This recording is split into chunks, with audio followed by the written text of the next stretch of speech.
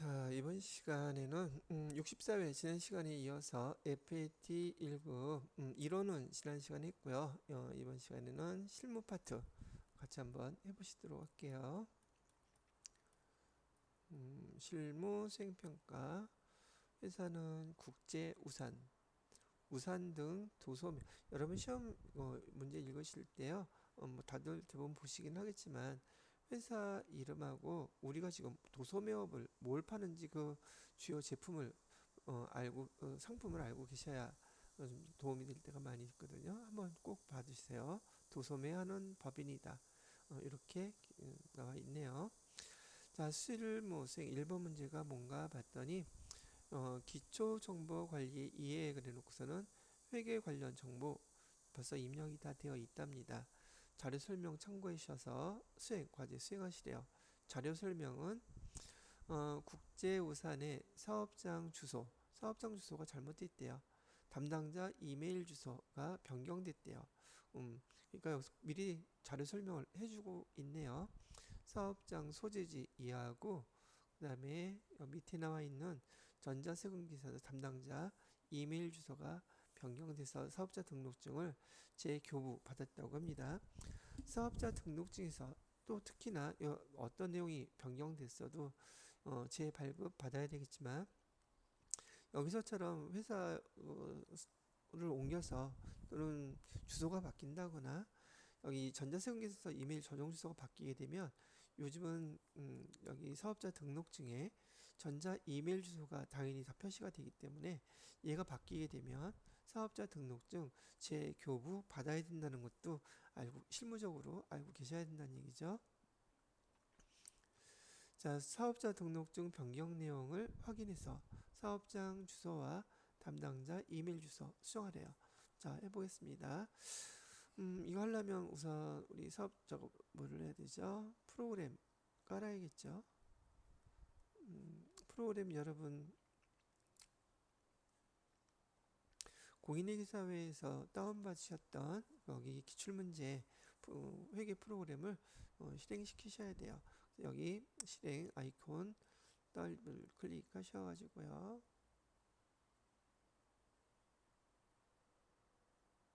설치를 해야겠죠.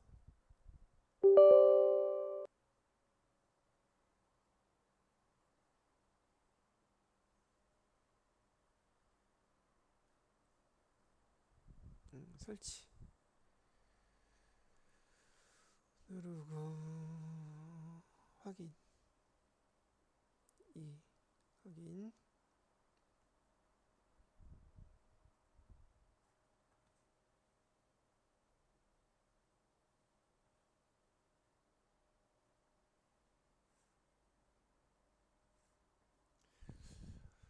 어디 갔나.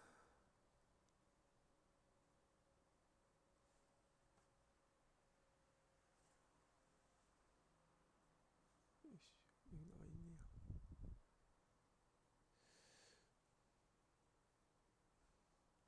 자, 여기 감독관 번호는요 K23라고 되어 있네요. K23 이렇게 누르시고요. 시작 누르시면 되겠어요. 국제우산 여기 보시죠.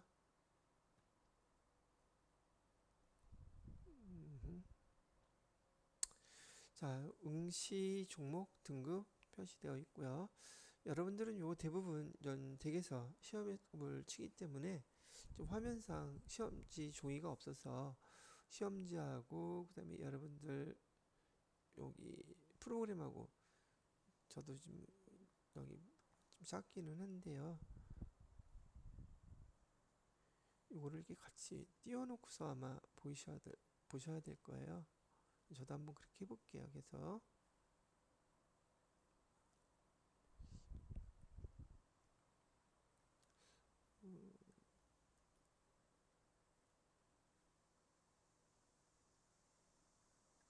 중간에 이렇게 맞춰놓고 불편하긴 하죠.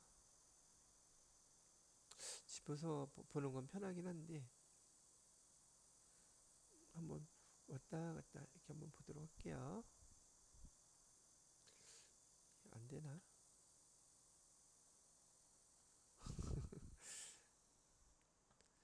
자, 일단 회계 저기 우리 회사 등록 클릭해 보시고요.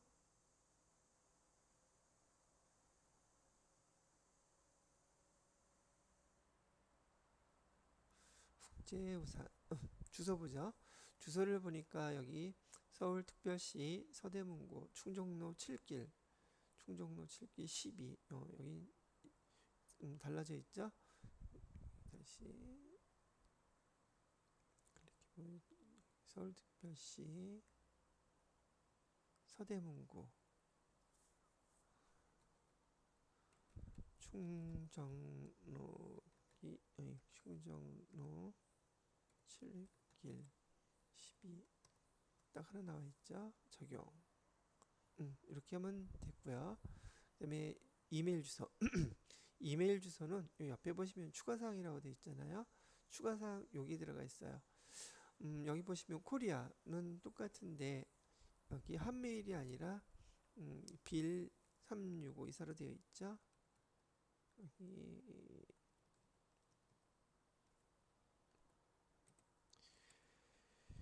빌 365 이사 넷이 아니라 컴으로 이렇게 바꿔주시면 된다는 얘기죠. 됐어요. 이렇게 바꿔주시면 첫 번째 해당되는 문제 그대로 수정이 다 된 거예요. 끝났죠? 자, 그 다음에 두 번째 문제 보도록 할게요. 이렇게 보니까 좀 불편하지. 자, 거래처별 초기 2월 등록 및 수정이라고 되어 있는데 여기 계정명이 주임종 단기채권 명세서라고 되어 있어요. 이 주임종 단기채권 명세서는 우리가 배웠던 계정으로 따지게 되면 이 단기 대여금이라고 보시면 돼요. 단기 대여금. 지금 여기서는 주임종 단기 그 채권 즉 명세서라고 별도로 계정을 만들어서 사용하는데 주임종이 무슨 뜻이냐면 주주라든지 또는 임원, 그다음에 종업원에 대해서 단기 돈을 1년 이내 회수할 목적으로 돈을 빌려준 것들을 의미하는 거예요. 요 내용들을 보시고서는 여러분도 그대로 입력을 해주시면 된다는 얘기겠죠. 참 화면이 제한이 있으니까 보기가 좀 그렇네요. 자, 거래처별 초기 2월 들어가셔서 주임종 단기채권 여기 항목에다가 코드 처음에 누가 나왔나? 정선아 나와 있죠. F2 눌러서 정선아 씨 금액은 500만 원 이렇게 하나 눌러주시고요. 두 번째로는 구재은 코드 번호가 나와 있으니까 그냥 234 이렇게 치시면 되겠네요. 그다음에 금액은 300만 원. 그다음에 백장섭 7001 그다음에 금액은 400만 원. 예, 이렇게 입력해 주시면 거래처별 초기 2월 사항도 다 반영이 되었네요.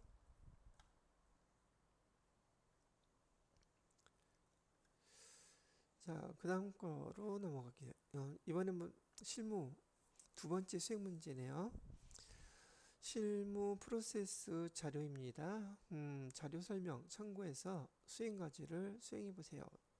날짜를 보아하니 3만원 초과 거래자료 입력이라고 되어 있는데요.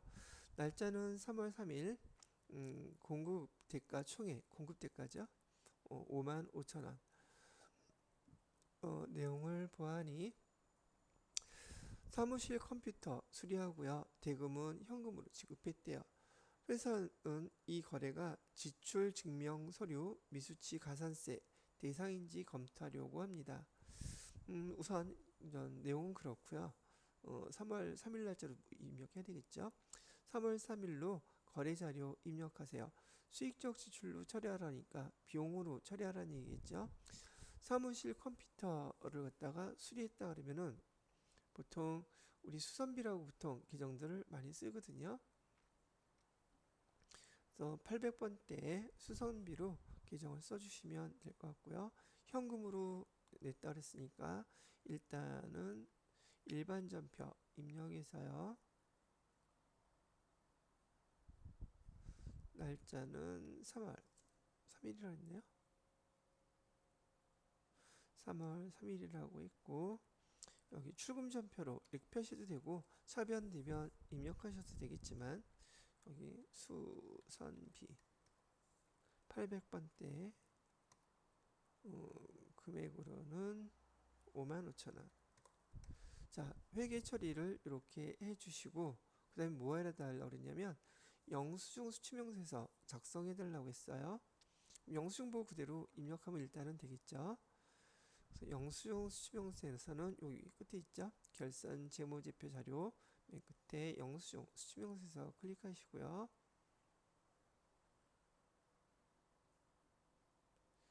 자, 여기에다가 여기 영수증에 대한 내용들을 그대로 입력해 주시면 돼요. 우선 날짜 거래가 2023년 3월 3일 거래고요. 상호는 주 금화 서비스 있나? 없죠. 아예 그대로 입력해 주시면 돼요. 주 금화 서비스. 그다음에 이현진 주소는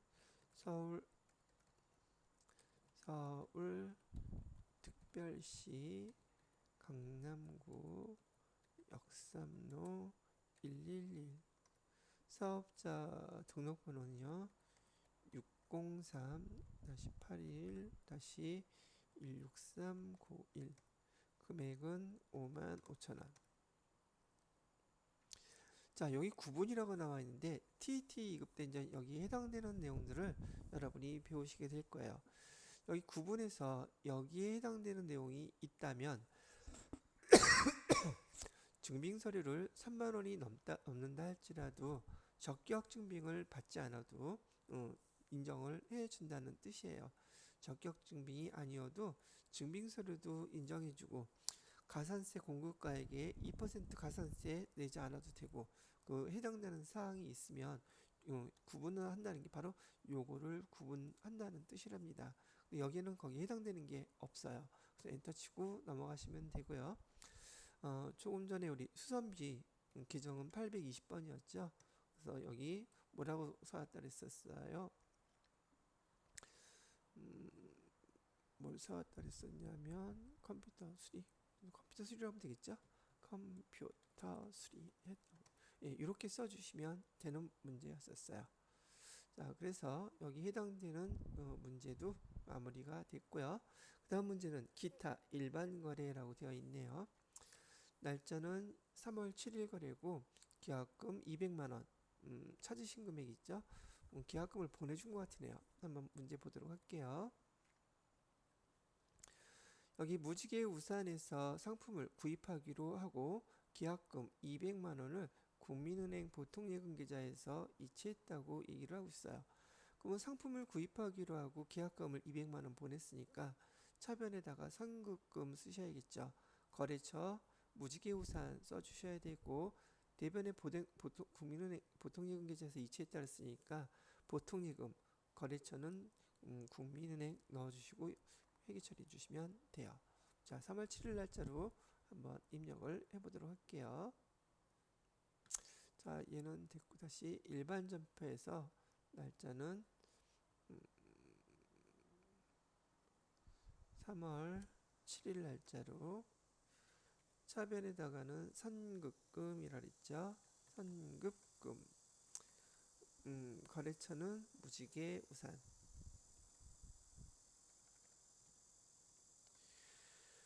무지개 우산 해주시고요. 금액은 200만원.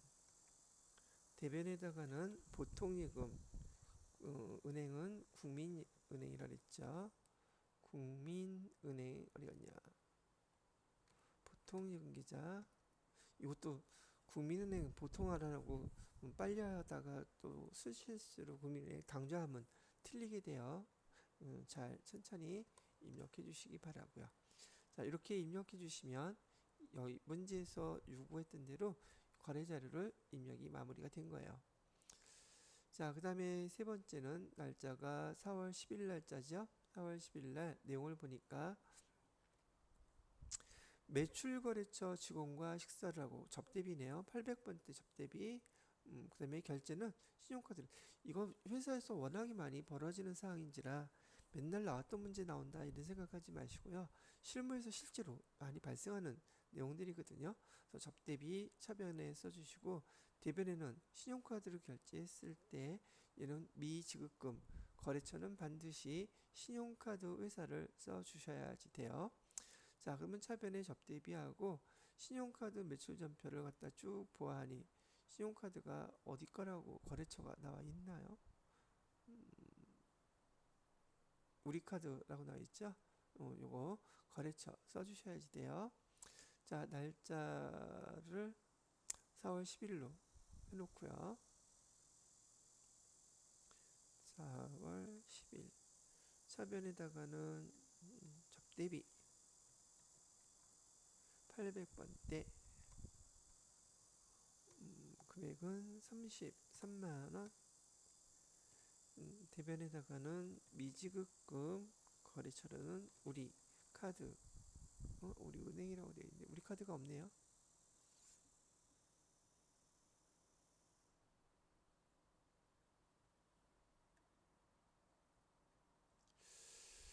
다시 한번 볼까요?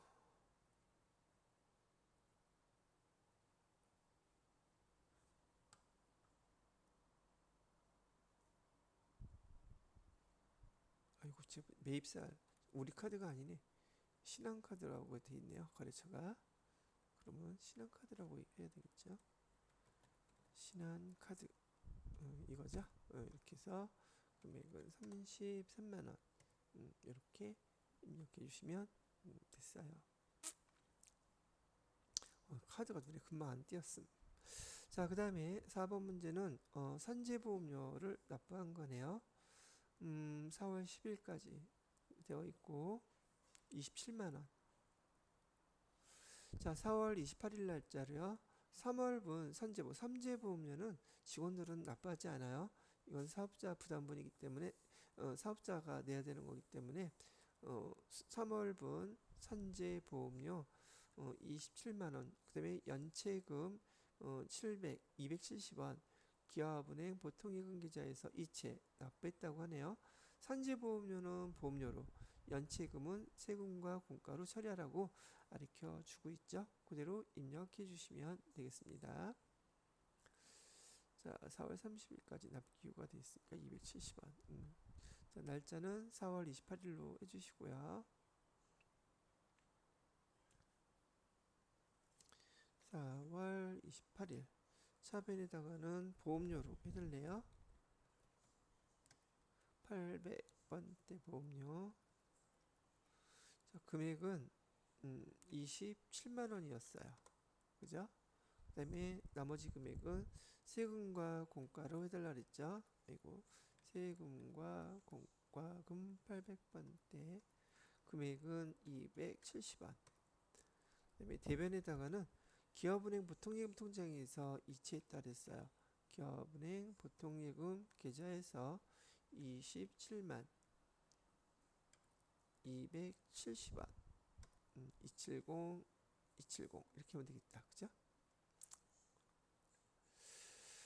자, 그래서 차변에 써주고 기업은행 보통예금 다 마무리가 됐네요. 됐어요.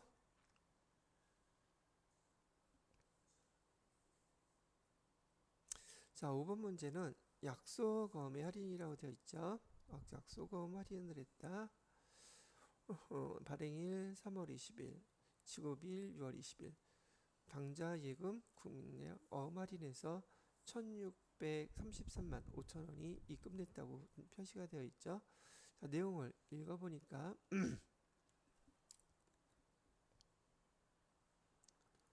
5월 18일 거래고요.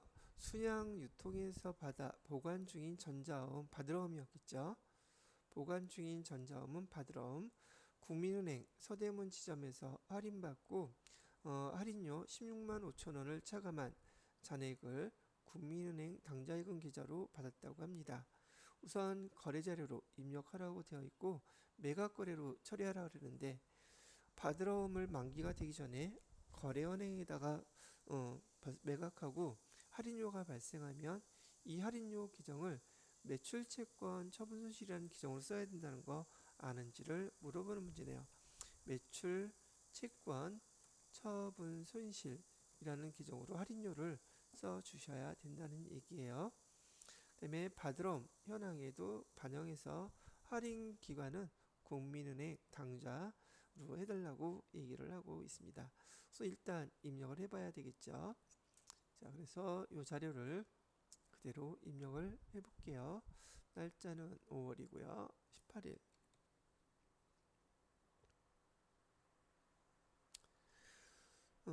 차변에다가는 당좌예금으로 입금을 받았다고 했어요.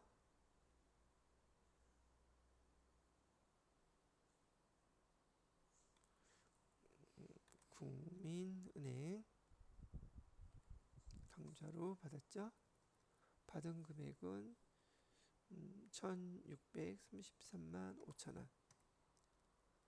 자, 타변에다가는 매출 채권 처분 손실 계정은 16만 5천원.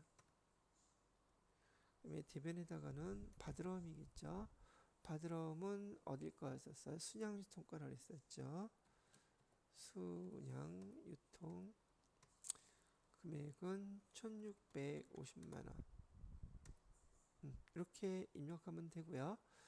그 다음에 그 자금 관련 받으럼 현황에 반영해달라고 했으니까 F3 누르시고요. 자, 어음 할인은 됐어요. 어음 번호. 얘는 우리가 갖고 있던 어음이었기 때문에 처음 받았을 때 어음에 대한 거 다 기록을 해놨겠죠. 조회를 해보시면 돼요. F2 누르시면 순양유통 거 여기 있네요. 선택하시고요. 엔터. 그다음에 할인 기간 어디냐요? 여기 국민은행이라 했죠. 국민은행 당좌. 서대문 지점 할인율 그런 건 안 나왔죠. 자, 이렇게 해서 반영이 다 됐네요. 이렇게 주시면 돼요. 자, 그 다음에 이제는 메인 매출전표에서 입력해야 되는 부가가치세에 관련된 문제네요. 부가가치세에 관련된 문제는 다음과 같대요. 보자. 과세 매출 자료에 전자세금계산서 발행이라고 되어 있고 날짜는 7월 7일 3단 우산이라고 되어 있네요. 자료는 그렇고 자, 내용을 읽어볼까? 상품을 판매하면서 발급한 거래명세서래요. 계약금을 제외한 대금 잔액은 하나은행 보통예금계좌로 입금을 받았다고 합니다. 7월 5일 거래 자료를 참고해서 메인 매출 자료를 입력하시오라고 되어 있고 그 다음에 전자세금계산서 발행해 보라고 얘기 나와 있죠. 7월 5일 거. 자, 그럼 7월 5일 메인 매출 7월 5일 거래 자료 볼까요? 보통 7월 7일 여기 일반 전표 입력이 돼 있을까 봤더니 여기 없죠. 여기는 빼놓고요.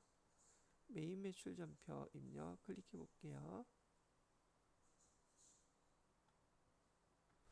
날짜는 7월 7일이 아니라 7월 5일? 없죠? 제가 잘못 얘기했네. 일반 전표 입력서 날짜가 7월 7일이 아니라 7월 5일이었어요. 선수금으로 미리 받았던 금액은 82만 5천 원을 먼저 받았었네요. 그죠? 지성마트. 그죠? 82만 5천 원. 자, 그러면 요거 메인 매출 전표에다가 입력을 해보도록 하죠. 날짜는 7월 7일. 부가세용은 과세 매출이죠. 매출. 품목은 3단 우산. 3단 우산. 수량은 1000개. 단가는 5,000원. 거래처는 지성마트. 전자세금계산 발행할 거니까 그냥 엔터 치고 넘어가시면 되겠고 혼합분기 누르셨어요. 상품 매출한 거하고 차변에 우리가 선수금 받은 거 빼주셔야 되죠.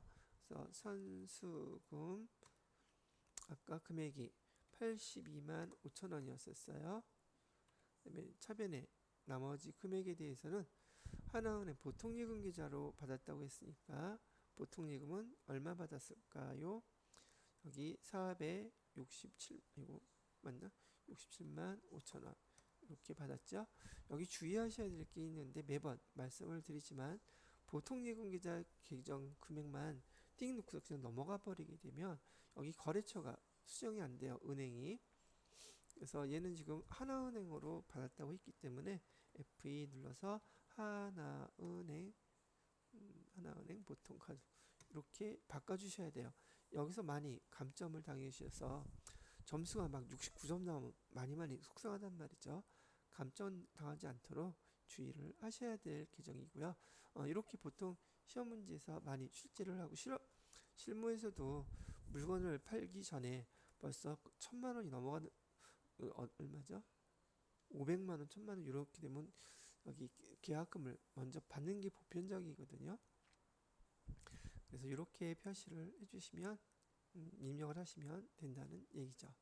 자, 7월 7일 날짜로 세금계산서도 발행을 해보도록 하겠습니다. 세금계산서 발행, 전자세금계산서 발행 및 내역관리 요약이 되어 있죠. 클릭하셔서요. 날짜는 7월 7일 것만 조회하면 돼요. 우리는 거래처도 지성마트 307 딱 하나 나왔죠. 보편적으로 연습을 좀 많이 해보셨으면 이렇게 불러오고 난 다음에 여러분들은 여기 전자발행 아카데미 전자세금계산서 순서대로 그냥 발행해 주시면 돼요. 전자발행 눌러서 확인. 그다음에 여기도 발행 그냥 누르시고요. 그다음에 다시 클릭한 다음에 두 번째 아카데미 전자세금계산서 누르시고요. 그냥 로그인. 그다음에 매출 조회하셔서 든 다음에 여기 눌러두셔도 되고요. 여기 누르셔도 상관없어요. 발행.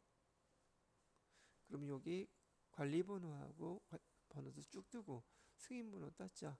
그러면 정확하게 잘 발행이 된 겁니다. 전송 성공도 나와 있고요. 예, 됐습니다. 이렇게 해주시면 되는 문제였었어요.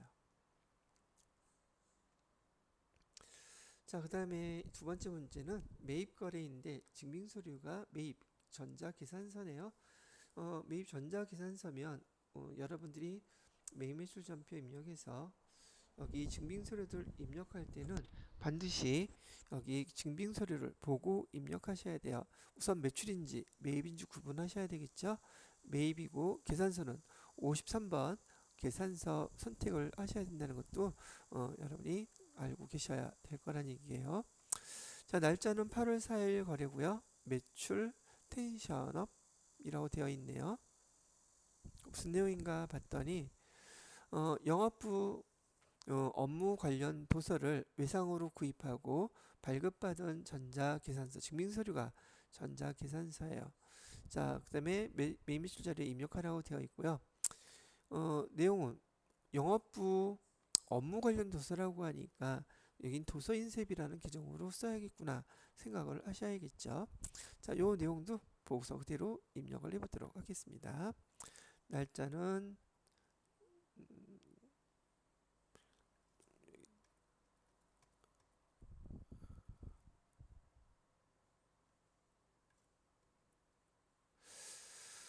날짜는 8월 4일로 되어 있고요. 부가세 이용은 우선 매입이죠. 매입에서 계산세는 53번 면세 53번 이렇게 선택해 주셔야 되고 매출 텐션업 쓰시고요. 수량 5개. 그 다음에 단가는 15,000원 75,000원 되어 있고 거래처는 미래서점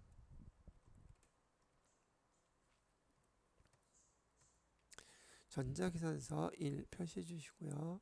분기는 3번 상품이 아니라 여기는 도서 인쇄비 800번대 해주시고요.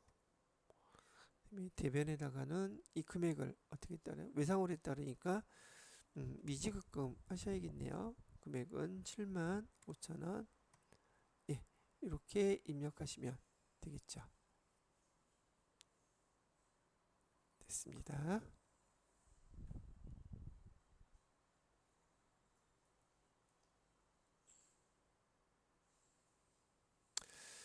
자, 그 다음에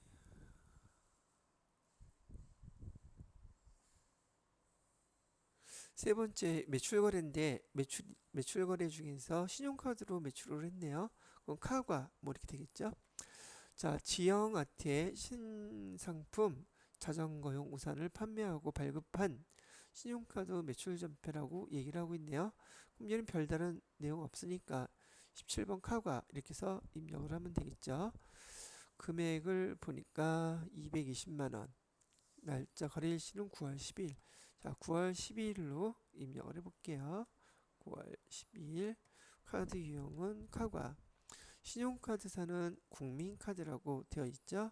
국민카드. 품목은 신상품. 아니면 자전거용 우산? 뭐 아무렇게나 써 드셔야 할까 싶어요. 수량 단가 이런 내용은 없고요. 여기 공급가액에다가 카과, 현과, 건별 얘네들은 공급대가 입력하면 자동 나눠지죠. 220만원 엔터. 거래처는 지영아트.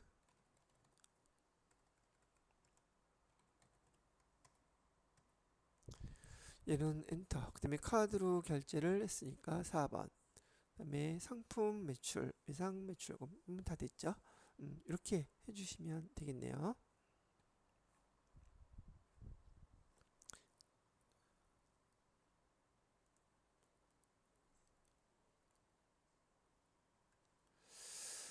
자, 이번에는 똑같이 신용카드 매입 거래가 나와 있어요. 날짜는 10월 2일로 되어 있고요. 금액은 26만 4천 원. 자, 볼까요?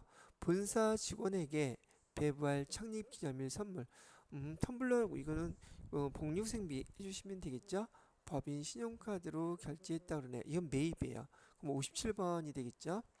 그래서 57번으로 날짜는 10월 2일로 입력해보죠. 10월 2일 매입이니까 매입에서 57번 카우가 신용카드는 기업카드라고 되어 있네요.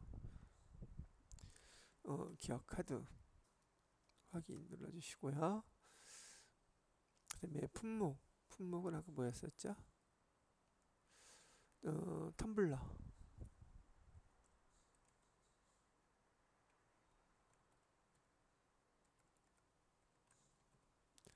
수령 단가는 없고 26만 4천 원. 거래처는 수아기프트.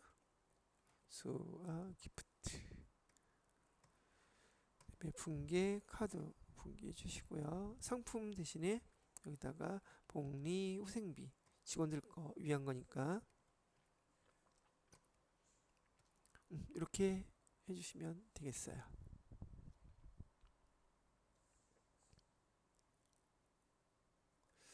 자, 그 다음에 다섯 번째 매입거래인데 매입거래의 전자세금계산서일 때 주의해야 될 거 51번 과세인지 불공인지 잘 구분하셔야 된다고 얘기를 했어요. 등기대행 수수료라고 되어 있는데 날짜는 11월 7일이고요.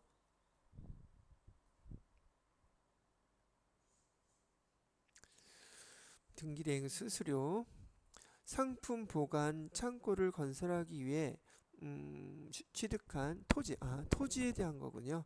토지와 관련된 등기 대행 수수료는 부대 비용이죠. 그러니까 이 금액에 대해서 얘는 토지와 관련된 거라서 불공사항이고요. 그다음에 부가세 유형으로는 54번 불공을 입력하셔야지 돼요.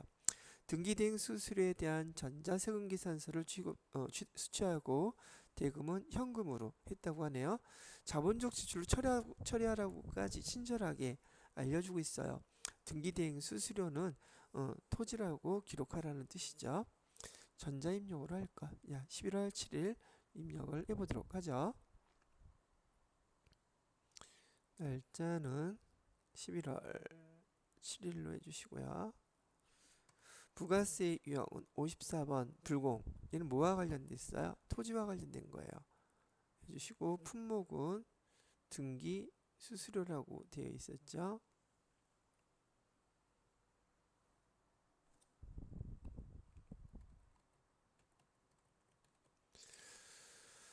자, 공급가액은 90만원, 부가세 9만원, 거래처는 법무법인. 발은 세금계산서 받았고요. 분계는 혼합분계로 해주셔야 되겠죠.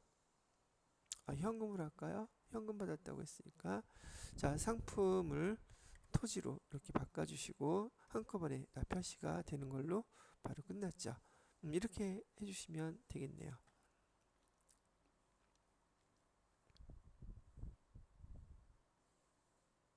자, 6번 부가가치세 신고서에 의한 회계처리 일기 예정 부가가치세 과세기간에 부가가치세 관련 자료는 입력이 되어 있대요. 일기 예정이네요.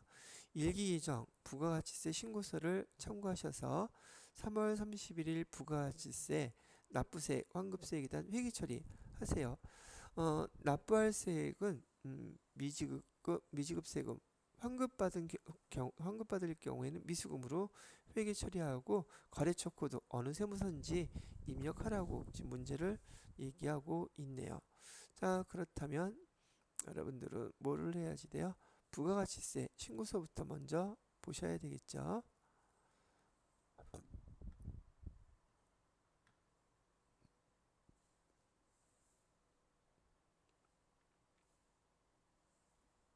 부가가치세 신고서에서 일기 예정이라고 그랬어요.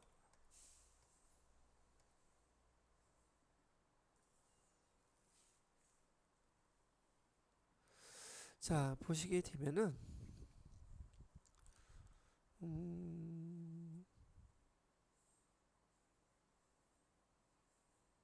자, 우리가 지금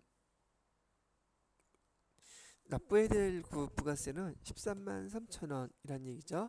이 부가세 신고서와 관련돼서 회계 처리는 법인인 경우엔 대부분 다 여러분들이 매기 예정 신고, 확정 신고, 1기 예정 확정, 2기 예정 확정 다 해야 되기 때문에 시험 문제에서도 그 출제 비율이 상당히 높아요. 매출과 관련해서 3월 31일 날짜로 여러분이 회계 처리하는 거 지금 한번 잘 이해가 안 됐더라도 한 번에 잘 이해하시고 정확하게 회계 처리를 알아놓으시기 바랍니다. 날짜는 일반 전표 입력에다가 3월 31일 날짜로 여기 차변에 여기 부가세 예수금의 합계 금액이 바로 이해예요. 부가세 예수금은 우리가 상품을 매출했을 때 대변에 발생하는 것들인데 1월부터 3월까지 발생했던 대변에 부가세 예수금을 몽졸이 다 상계시켜서 없애야 된다는 얘기죠. 얘가 대변에 있던 거예요. 그래서 얘를 차변으로 이렇게 부가가치세 신고할 때는 부가세 과세기간 일기 예정 마지막 날짜로 해서 차변으로 부가세 예수금 해서 3,156만 8천 원 이렇게 해주시고요. 자, 대변에다가는 우리가 상품을 사갖고 올 때 차변에 세금계산서 받을 때 매입세금계산서에 부가세 대금이라고 했던 것들이 있었죠. 그 부가세 대금에 했던 금액들이 바로 요거예요. 3,144만 43만 5천 원 요 금액이요. 얘가 대변에 차변에 있던 것인데 대변으로 다 상계 처리한다 그래요. 다 없애줘야 돼요. 그래서 부가세 대금 3,143만 5천 원 이렇게 써주셔야 된다는 얘기를 합니다. 자, 그러면 차이가 우리가 환급을 받는 게 아니라 납부를 해야 되는 거니까 부채가 되겠죠. 그래서 부채이므로 여기다가 미지급 세금 해가지고 이 금액 13만 3천 원 이렇게 입력해 주시면 끝나는 거예요. 자, 미지급 세금은 어느 세무서에다가 납부해야지 되나요? 그 거래처 여기 입력해 주라고 얘기하는 것이죠.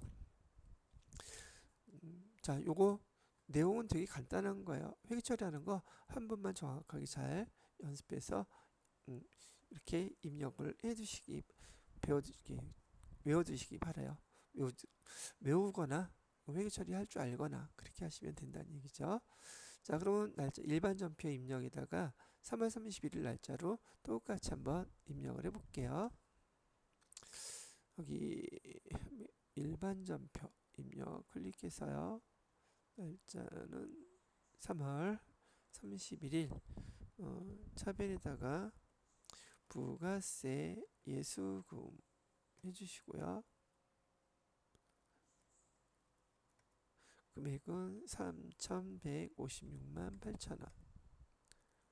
그 다음에 대변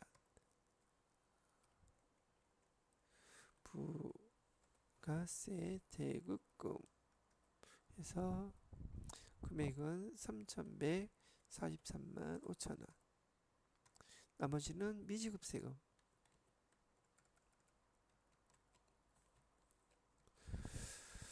미지급 세금 여기 세무서라고 쳤더니 서대문 세무서 하나밖에 없죠. 여기 해주란 얘기예요. 이렇게 금액은 13만 3천원. 이렇게 해주시면 부가세 신고서를 보고 회계 처리하는 거 이렇게 여러분이 익혀 놓으신 거예요. 서대문 세무서 어딘지 어떻게 하냐고요? 지금 제가 조회하는 방법으로 하는 게 세무서로 치면 제일 빠르겠고, 여러분 회사 등록했을 때 회사 등록하면서 여기 어디가 있어요? 세무서가 서대문 사업장 세무서라고 되어 있죠. 여기에 서대문 세무서 이걸로 확인하셔도 되기는 해요. 원래 그렇게 하는 건데 저는 좀 빠르게 하려고 그렇게 조회를 해서 입력을 했습니다. 자, 됐고요. 먼저 실무 수행 네 번째는 결산 문제로 나와 있네요. 결산 문제를 보시게 되면 수동결산 배우셨던 것처럼 여기 우리 결산 자료 입력할 때 순서는 반드시 수동결산 12월 31일 날 일반 전표 입력에다가 입력하셔야지 되고, 그 다음에 결산 자료 입력 자동결산에다 입력해서 마감 순서대로 하셔야지 돼요. 자동결산부터 하시면 안 된다는 얘기죠. 자, 자료 설명 볼까요? 1번 장기 차입금에 대한 기간 경과분 이자 25만원을 계상하였다라고 나와 있는데, 얘는 지금 우리가 손익의 예상이라고 하는 항목으로서 돈을 실제로 우리 이자를 내지는 않았어요. 근데 12월 30일이 됐으니 우리가 이자 내야 될 거, 기간이 경과한 것에 대해서는 이자를 납부해야 된다는 건 알고 있단 말이죠. 그래서 손익의 예상이라고 하는 개정을 들어보셨을 텐데, 손익의 예상이라는 개정은 개념 자체가 후불 개념이고요. 실제로 돈을 주거나 받거나 하지 않았는데 12월 31일 날 그것 항목에 대한 결산을 해 주어야 되는 거예요. 이때 사용할 수 있는 개정 두 가지밖에 없습니다. 손익의 예상, 즉 후불 개정은요, 돈을 주거나 받거나 하지 않았기 때문에 우리가 수익인데 못 받은 경우는 미수 수익이라는 개정을 사용해야 되고, 비용인데 아직 지급을 안 했다면 미지급 비용이라는 개정을 사용하셔야지 돼요. 지금 여기 같은 경우에는 차입금은 우리가 돈을 빌린 거기 때문에 여기는 지금 수익이 발생했을까? 이자가 비용이 발생했을까? 수익이 발생했을까? 물어본다면은 당연히 여기는 비용이 발생했겠죠. 그래서 지금 우리가 비용을 인식을 해줘야지 돼요. 이자 비용이라고 차변에 그대로 25만원. 근데 얘는 지급을 했어요? 안 했어요? 안 했는데요? 그럼 뭐라고 써야 돼요? 비용인데 돈 아직 지급 안 했으니까 미지급 비용이라고 쓰시는 거예요. 미지급 비용에서 25만원 이렇게 쓰면 첫 번째 항목은 끝이 난 거죠. 그죠? 자, 수행과제 수동결산, 자동결산 메뉴를 이용해서 결산을 완료하세요 라고 했으니까 우선 수동결산의 1번부터 12월 31일 날 입력을 해보도록 할게요.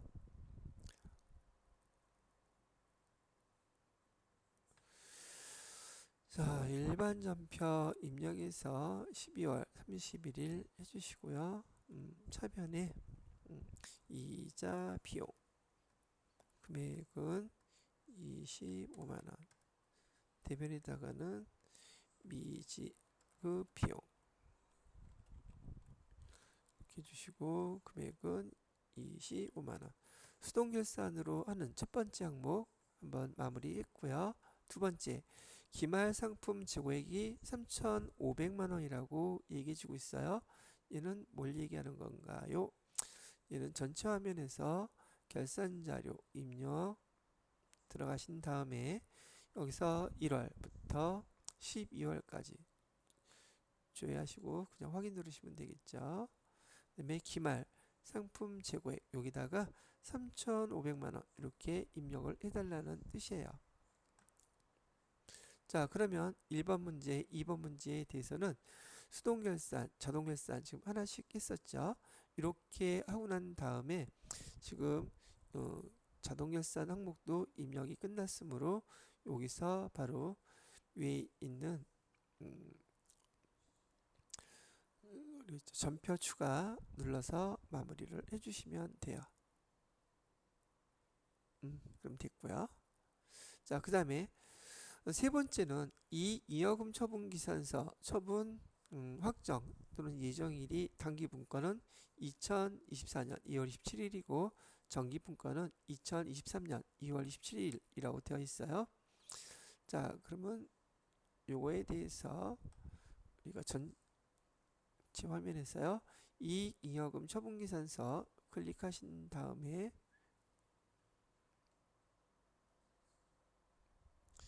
자, 단기 거죠. 단기 거 처분 예정일이 언제라 그랬어요? 2024년 2월 27일.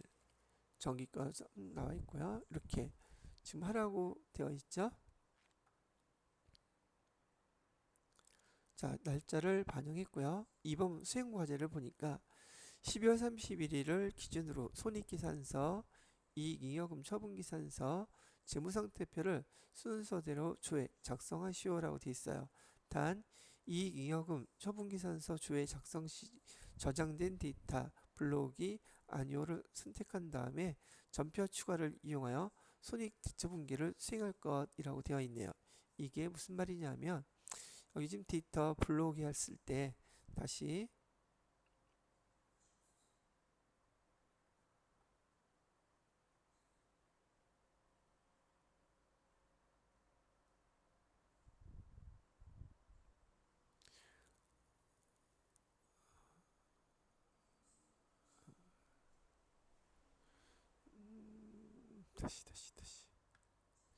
이익잉여금 처분에서 아니요 뭐 이렇게 하게 되면 반영됐던 자료들이 이렇게 되어 있다고 얘기를 하는 것이죠. 날짜를 2024년 2월 7일 이렇게 입력해 주시고요.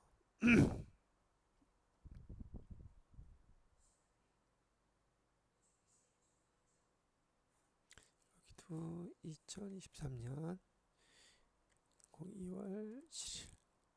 자, 이렇게 입력해 놓으시고요. 문제에서 뭐라고 얘기를 했냐면 순서대로 손익계산서, 그다음에 이익잉여금 처분계산서, 재무상태표 순서대로 조회 작성하라고 지금 나와 있어요. 자, 여기를 갖다가 우선은 나가고요.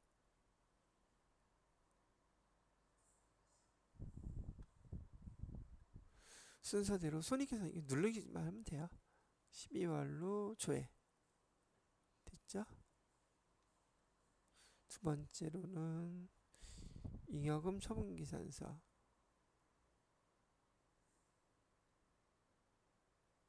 날짜만 다시 2024년 2월 7일. 아까 제가 미리 해줬는데 손익계산서 그렇게 한 다음에 블록이 하라는 얘기예요.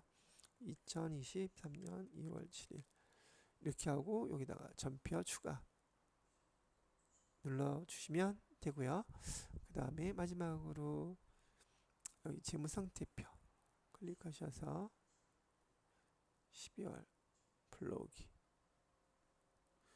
그래서 여기 자료에 뜨는 게 없어야 되고 여기 미처분 이익잉여금에서 넘어온 금액까지 이렇게 반영을 시켜주시면 된다는 건데 여러분은 헷갈릴 거 없이 손익계산서 그다음에 미처분 이익잉여금의 날짜 입력하고 전표 추가 그다음에 재무상태표 불러오기에서 메시지 에러 메시지 같은 게 차이나는 차이 메시지가 뜨지 않으면 다 마무리가 된 거예요. 이렇게 보시면 되겠습니다. 여기 쓴 대로 그대로 해주시면 된다는 얘기죠. 아까 이 잉여금 처분기산서에서 전표 추가하게 되면 이게 장부를 손익계정을 전체 마감하는 손익대체분계를 하는 효과가 있는 거예요. 그런 다음에 재무상태표 결산서에 반영하는 방법이라는 얘기죠. 자, 여기서부터는 전 실무 수행평가로 나와 있죠. 여지껏 입력했던 자료, 그래서 여러분들이 그 자료를 입력하고 나서 여기에 해당되어 있는 답들을 하나씩 찾으시면서 답을 해주시면 된다는 얘기예요. 자, 한번 내용들은 다 알고 계실 테니까 금액 입력할 때 실수하지 않도록 정답 이렇게 숫자만 정확하게 잘 입력해 주시면 돼요. 다 숫자로만 그래야지 이렇게 바꿔놓고 나서 자동으로 여러분이 빠른 시간 내에 답안이 채점이 되기 때문에 이렇게 입력하라고 여러분들한테 얘기하는 것이죠.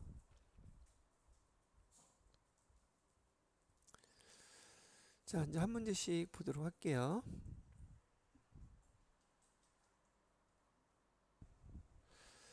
자, 11번의 첫 번째 평가 문제는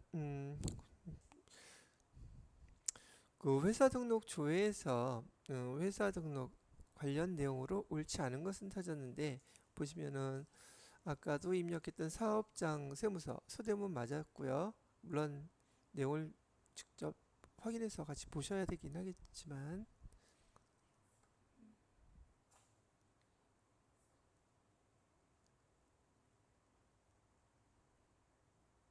다 닫아놓고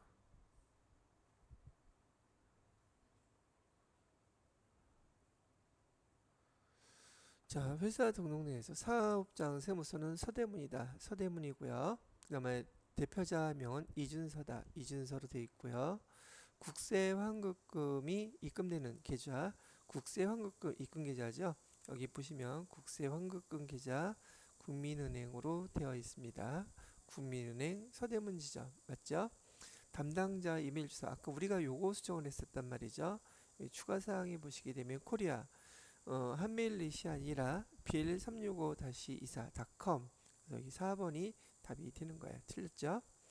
자, 두 번째 문제는 거래처 원장을 조회하셔서 아까 우리가 입력했던 137번 주임종 단기 채권에 대해서 거래처별 잔액이 옳지 않은 것 찾으라고 또 나와 있어요. 얘도 조회를 해보죠. 그러면 거래처별 초기 2월에 나왔던 주임종 단기 채권의 정선아 500만원 123 맞고요. 구재은 300만원 코드번호 234번 맞고요. 백정섭 여기 지금 이재원이라는 사람이 없죠. 요게 답이 되겠네요. 자, 그 다음에 이번에 거래처 원장은 똑같은데 12월 말에 미지급금 규정에 거래처별 잔액이 옳은 것은이라고 물어봤어요. 그러면 여기 거래처별 원장 거래처 원장을 클릭하시고요.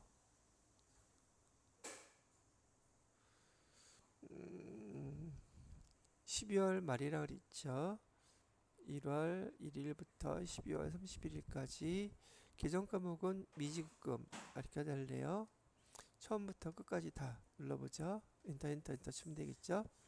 하늘유통은 어디 있나? 하늘유통의 계정별 잔액이 지금 1,550만 원 있는데 거래처별 잔액이 지금 틀려 있죠. 여기 하늘유통 틀렸고 조금 더 이렇게 와가지고 미래서점은 75,000원 여기서 틀렸네요. 175,000원이라고 되어 있으니까. 그다음에 기업카드는 223만 7천 요거네요. 기업카드는 정확하게 맞죠? 신한카드는 33만원 틀렸네요. 3번이 답이 되겠죠. 자, 이번엔 9월 말 시점으로 거래처 원장을 조회해 달라네요. 그래서 9월 말 시점으로 9월 30일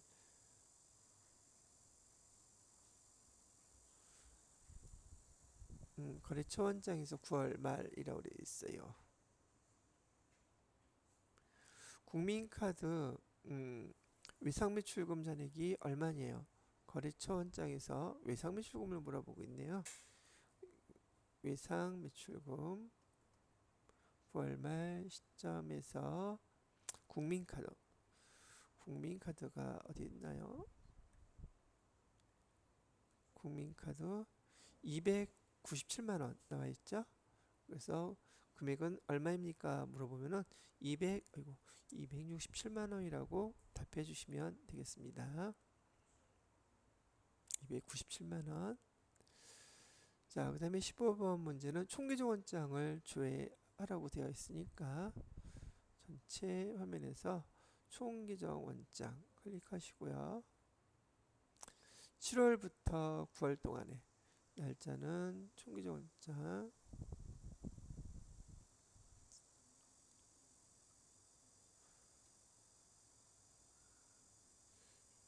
7월부터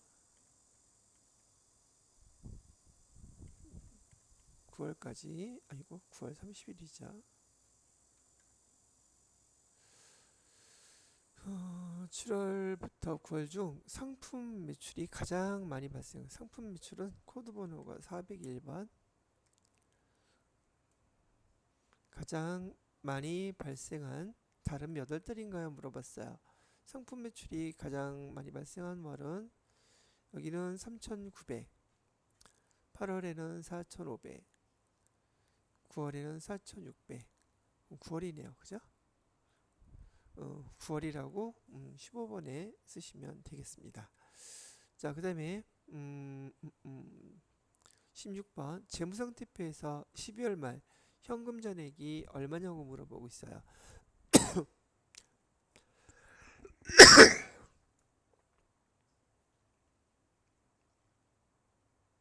재무상태표에서요 12월 말 현금 잔액은 5,765만 1,850원. 요거 답하시면 되겠네요. 자, 그 다음에 문제는 또 재무상태표에서 선급금 잔액이 얼마냐요? 선급금 여기 있죠. 선급금 잔액은 570만 원이라고 답하시면 되고요. 또 12월 말 이제 유형자산 잔액이 얼마냐요? 유형자산은 쭉 내려가셔서요. 여기 유형자산의 잔액은 합쳐서 4억 839만 원입니다. 요게 답이 되겠습니다. 그 다음에 9번에 재무상태표 12월 말 선수금 잔액이 또 얼마냐고 물어보고 있죠. 물론 아까 다 입력했던 계정들 결과예요. 그 다음에 선수금 잔액은 얼마냐고 물어보니까 445만 원 이렇게 답하시면 되겠고요. 그 다음에 재무상태표 쭉 내려가셔서 재무상태표에서 12월 말 2월 이익여금 미처분 이익여금 잔액이 얼마냐고 물어보셨어요. 쭉 내려가셔서 여기 보시게 되면 여기 미처분 이익잉여금이라고 되어 있는 거 보이시죠? 2월 이익잉여금 밑에 미처분 이익잉여금이라고 4억 1,128만 3,600원이라고 되어 있는 요 2번이 답이 되는 거예요. 이렇게 해서 설명이 마무리됐고 그 다음 문제는 손익계산서에서 찾아보는 문제입니다. 자, 21번 문제는 손익계산서에서 단기에 발생한 판관비 계정별 금액이 옳지 않은 것을 찾아보라고 물어보고 있어요. 자, 그러면 전체에서 손익계산서 클릭해 주시고요. 단기라 그랬으니까 12월로 보시고요. 자, 복리후생비 찾아볼까요? 복리후생비는 1,552만 6,400원 맞네요. 그 다음에 접대비는 여기 보시게 되면 768만 500원 맞고요. 보험료는 여기 있죠. 보험료는 776만 1000원 맞고요. 도서 인쇄비 58만 3000원인데 이거 틀렸네요. 4번이 답이 되겠고요. 그 다음에 단기에 발생한 영업 외 비용의 계정별 금액이 가장 많은 계정 과목 코드 번호 기입해달라고 그랬어요. 영업의 비용을 보시게 되면 여기는 판관비고 영업의 비용은 여기 있죠. 이 금액 중에서 가장 큰 금액 비용 85만원 얘인데 영업 이자 비용이 제일 큰데 얘를 갖다가 계정 코드 번호 알려고 그러면 여기 계정 일반 전표 입력에서 조회를 해봐야 되잖아요. 그런데 여기 보시게 되면 여기 나와 있던가 계정 과목 코드 보기 보이시나요? 이걸 누르시게 되면 옆에 계정 과목 코드 번호가 이렇게 나와요. 그래서 이걸 보고 931번 바로 답하시면 됩니다. 또 요 기능 몰라서 찾으려면 시간도 가뜩이나 모자른데 이거 찾느냐고 시간이 좀 많이 걸리란 말이죠. 이렇게 찾는 거예요. 확인해 보시면 되겠고요. 자, 그 다음에 23번 문제는 영수증 수치명세서 조회해달라고 얘기를 하고 있어요. 그럼 여기서 영수증 수치명세서 클릭하신 다음에 비교를 해보시면 되겠죠. 영수증 수치명세서 2 3만원 초과 거래 내역 중 거래 금액이 가장 적은 계정 과목의 코드 번호 거래 금액이 가장 적은 거 뭐였었어요? 예 있죠? 수선비 820번 수선비네요. 55,000원. 그래서 이거 그대로 써주시면 되겠네요. 자, 그 다음에 25번 문제는 부가가치세 신고서 조회 문제예요. 제2기 확정신고기간 부가가치세 신고서에 그 밖에 공제 매입 14번 신용카드 매출 전표 수치 14번 나온 금액이 얼마냐고 물어보고 있어요. 그럼 얘는 보시게 되면은요 부가가치세 신고서 보셔야겠죠. 부가가치세 신고서 보시고요. 2기 확정 신고 기간이라 그랬네요. 2기 확정이면 10월부터 12월 31일까지 불러오고요. 여기 문제에서 질문한 거는 그 밖에 공제 매입세 14번은 여기거든요. 여기서 더블 클릭을 해 보시게 되면 여기 신용카드 매출 전표에서 여기 나와 있는 금액이 45만 원하고 4만 5천 원 이 두 가지 나와 있는 거 보이시죠? 그죠?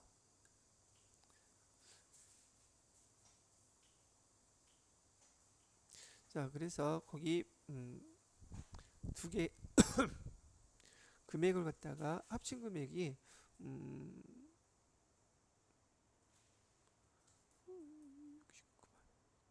여기 있네요. 매출 합계를 물어봤으니까 두 개 합계 금액이요. 69만 원. 지금 여기 매출 총합계 69만 세 건에 대해서 금액이 뭐가 반영이 안 됐나? 요거를 써주시면 되는데 41번의 란이 어디 있어요?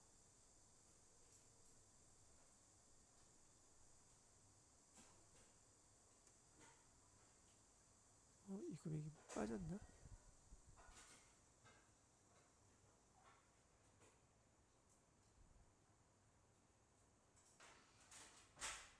자, 보시게 되면 그 밖에 공제 매입세 기간 다시 클릭하시게 되면 69만 원. 여기서 주의하셔야 될 것은 이 부가가치세 신고서 저장을 해놓고 지금 조회를 하시잖아요. 우리가 자료를 입력하기 때문에 저장된 처음에 나올 때 말이죠. 지금 말고 처음에 나올 때 저장된 내용이 있습니다. 불러오시겠습니까? 라고 불러서 이해하면 안 돼요. 아니요 라고 눌러야 돼요. 그래야지 추가로 입력됐던 자료들이 반영이 되더란 말이죠. 조금 전에 금액이 45만원 나와 있었잖아요. 근데 그 이후에 얘와 관련된 금액을 입력했기 때문에 그 자료를 추가해서 불러오려면 기존에 들어가 있던 자료를 갖다 불러오게 하면 아까처럼 45만원만 나오게 돼요. 그래서 여기서는 불러오겠습니까? 그러면 아니요 해야지. 그 이후로 추가된 자료가 반영된 부가가치세 신고서가 불러와진단 말이죠. 그래서 아니오라고 이렇게 누르면은 여기 그 밖에 공제매입세, 그래서 클릭해 보시게 되면 여기 41번이라고 되어 있죠. 69만 원, 요 금액을 써주시면 된다는 얘기죠. 그래서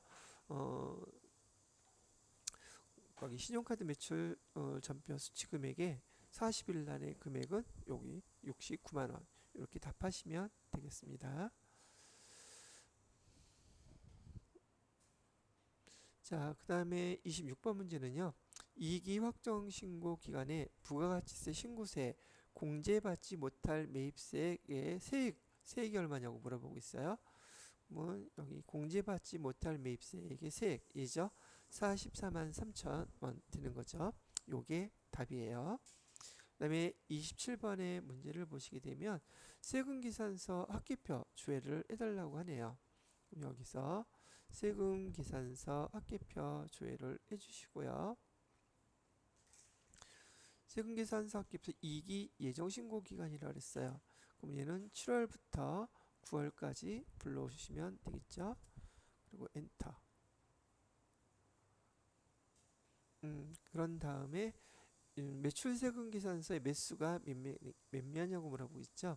매출세금계산서의 매수는 총 13매라고 대답을 하시면 되겠어요. 여기 매출세금계산서.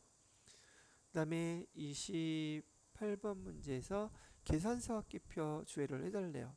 여기 누르셔서 이번에는 계산서 합계표 클릭하신 다음에 얘도 예정신고라고 그랬으니까 7월부터 9월까지 조회를 해보시고요. 자, 2기 예정신고 기간에 전자 매입계산서의 공급가액이 얼마냐? 전자 매입계산서의 공급가액 합계 금액이 얼마라고 나와 있어요? 전자라고 쓰이는 것 찾으셔야겠죠. 전자라고 쓰여 있는 금액의 합계 금액은 107만 5천 원이라고 써주시면 되겠습니다. 그 다음에 29번에는 예적금 현황 조회를 해달라고 그러죠. 또 예적금 현황 조회를 하셔야 되겠죠. 예적금 현황이라고 자금관리 보면 있어요. 자, 기간은 12월 말 현재라고 했으니까 12월 31일까지 예적금 현황에서 조회를 비교해 보시게 되면, 자, 국민은행 당자는 국민은행 당자 5,600, 틀렸네요. 옳은 거 찾으라 그랬어요. 국민은행 보통은 국민은행 보통 2억 2,515만 6,400원 요거네요. 그죠? 2번이 맞는 답이에요. 3번은 기업은행. 기업은행은 3,100 틀렸죠? 하나은행 2,700, 여기 하나은행 3,100 틀렸죠? 예, 그래서 답은 2번이 됩니다.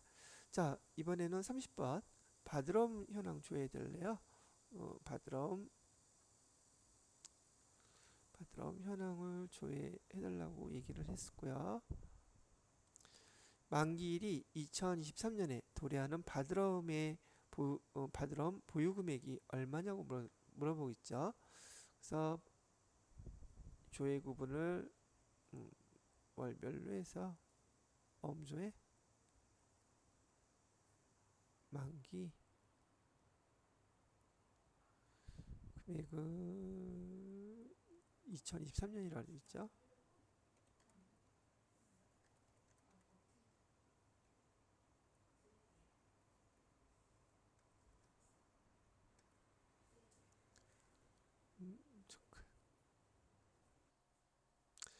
자, 30번 문제에서 바드럼 현황 조회에 대한 질문을 했었는데요.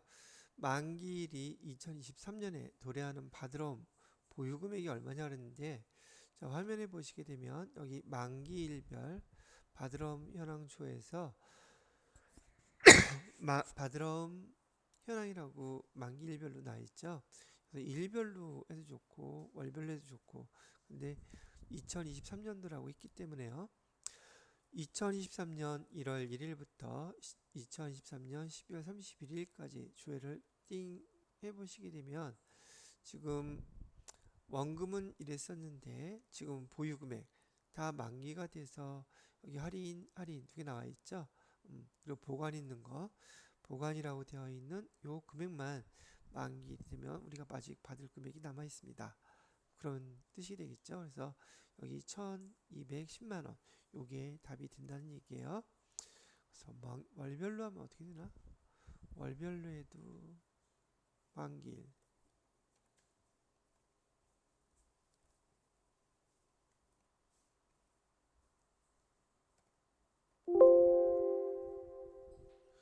월별로 하면 안 나오네요. 일별로 해야지 나오는 거니까 일별로 해서 이렇게 조회하신 다음에 여기 금액 보유 금액 현재 1210만 원 이렇게 답하시면 되겠습니다. 자, 그 다음에 마지막 여기 회계 정보 분석이라고 되어 있는 문제는요. 여러분들한테 재무 분석에서 상당히 중요한 부분이긴 한데 여러분들한테는 여기 재무 상태 조회표에서 조회하는 문제로 여기 4점짜리로 한 문제, 여기 손익계산서에서 조회하는 문제로 4점짜리 한 문제.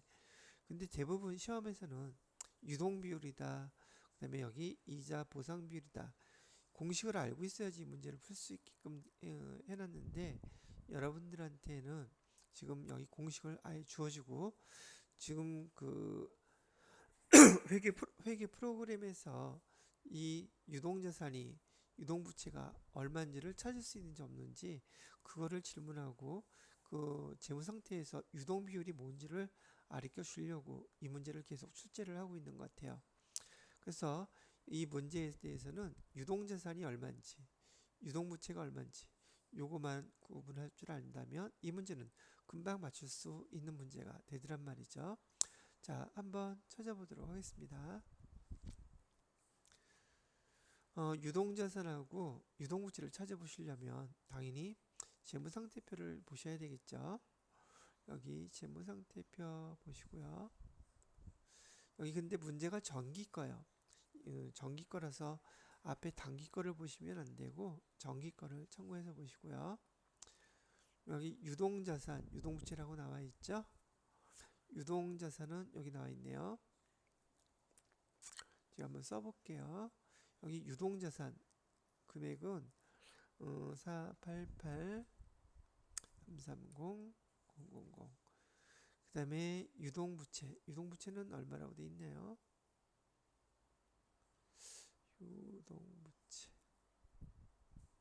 유동부채 여기 있죠. 74000. 그러면 이거 가면 안 되죠. 여기 유동자산은 지금 보기 저기 재무상태표에서 찾아봤을 때 금액이 488 330 000이었고요. 유동부채는 74 000 000. 이거 은근 어려워하시는 분이 있으시단 말이죠. 유동비율이라는 거는 여기 유동비율이란 기업의 단기 지급 능력을 평가하는 것이라고 나와 있죠. 근데 문제에서 여기 단기게 아니라 정기걸 물어봤어요. 그다음에 소수점 이하는 버림이라고 그러는데 여러분이 나눌 때요. 계산기를 사용하실 수 있으니까 앞에 거 이거 일일이 다 물론 넣어도 되겠지만 굳이 그렇게 하지 않으셔도 되고요. 여기 488 계산기를 누를 때요. 400 분자죠. 488 나누기 여기 74 앞에 것만 자릿수 맞춰서 계산기를 눌러보라는 얘기죠. 74 하니까 그 다음에 곱하기 100 이렇게 돼 있는 거예요. 그럼 659 정도 나오거든요. 659 그러면 답은 4번이 답이에요. 그리고 의미는 지금 여러분이 보시는 유동자산, 우리가 자산으로 갖고 있는 게 488인데 우리가 부채로 갖고 있는 건 74예요. 그러면 내가 부채 74 만약 원이라고 치면은요, 내가 빚진 게 74원이, 근데 내가 갚을 수 있는 유동자산은 488원, 488원. 그럼 몇 배를 갖고 있는 거예요? 6배를 갖고 있다는 얘기죠. 그러면 지급 비율은, 유동 비율은 아주 높겠죠. 6배를 갖고 있다는 표현을 이렇게 하는 거랍니다. 이렇게 계산해서 제 생각에는 여러분이 문제를 푸실 때 여기 그 회계정보 분석 문제 8점이면 일반 다른 문제 3점짜리 거의 3문제하고 가깝잖아요. 요 문제 풀어봐도 괜찮을 것 같아. 여러분 찾으실만 안다면은요. 자, 그렇게 하나 말씀을 드리고요. 그 다음에 손익계산서도 나와 있죠. 손익계사에서 영업이익, 이자 비용 이게 나와 있는데 이게 또 공식 다 주어져 있기 때문에 여러분들은 손익계산서에서 이 금액만 찾으시면 돼요. 손익계산서 클릭하시고요. 12월 나와 있죠. 여기도 마찬가지로 정기분이에요. 정기의 영업이익은 얼마인가요? 여기 정기분 정기라고 되어 있고 영업이익 쭉 내려가면 여기 있겠죠. 영업이익은 3,960만 원이래요. 근데 거기에 비해서 이자 비용은 얼마냐요? 이자 비용은 여기 250만 원이래요. 나와 있죠. 그건 나눠주면 돼요. 그래서 여러분들이 계산하실 때